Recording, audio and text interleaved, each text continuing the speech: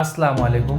रमज़ान की पहली सहरी आपको मुबारक। आज रमजान का पहला दिन था तो एनर्जी भी बहुत हाई थी, इसलिए जल्दी से मैं अपनी नींद को दूर भगाता हूँ और बैठ जाता हूँ सहरी करने के लिए। फिर वजू करता हूँ और उसी वक्त फजर की अजान भी हो जाती है तो मैं फजर की नमाज पढ़ता हूँ। नमाज पढ़ने के बाद मैं करीब 1 घंटे और सो लेता हूँ। फिर जल्दी से नहा कर तैयार हो जाता हूँ हॉस्पिटल जाने के लिए। फिर जल्दी से हॉस्पिटल पहुँचता हूँ और आते ही मैं अपने काम में लग जाता हूँ। फिर काम खत्म होने के बाद मैं थोड़ी देर जैसे ही बैठता हूँ नींद आने लगती है। फिर जोहर की नमाज का टाइम हो जाता है। मैं जगह देखकर मैं जोहर की नमाज यहीं पर पढ़ लेता हूँ। एक हॉस्पिटल में ड्यूटी पूरी करने के बाद मैं पहुंचता हूँ दूसरे हॉस्पिटल। अब यहाँ पर भी कुछ कुछ काम कर लेता हूँ और अब हो जाता है असर की नमाज पढ़ने का टाइम। फौरन मैं नमाज पढ़ता हूँ और फिर से अपने काम में लग जाता हूँ। और अब करीब शाम के 6 बज चुके थे और इफ्तारी का भी टाइम हो रहा था। अब यहाँ पर तो अजान सुनाई नहीं देती है, इसलिए मैं अपने करीबी को फोन करके पूछ लेता हूँ कि रोजा खुल गया या नहीं, और उनके द्वारा दी गई सही जानकारी के अनुसार मैं अपना रोजा खोल लेता हूँ। और इन्हीं सब चीजों को करते करते रात के 8 बज जाते हैं और अब तरावी का भी टाइम हो गया था। तो मैं हॉस्पिटल से निकल कर बुआ के यहाँ बैग रखता हूँ और तरावी पढ़ने के लिए निकल जाता हूँ। तरावी पढ़ने के बाद मैं बुआ के घर ही खाना खा लेता हूँ और फिर